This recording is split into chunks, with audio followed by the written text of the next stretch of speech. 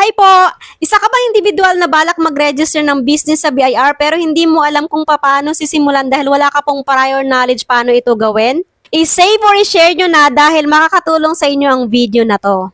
Remind ko lang po na ang business registration po na topic natin ngayon ay para po sa single proprietor or di kaya applicable din po ito para sa mga professional.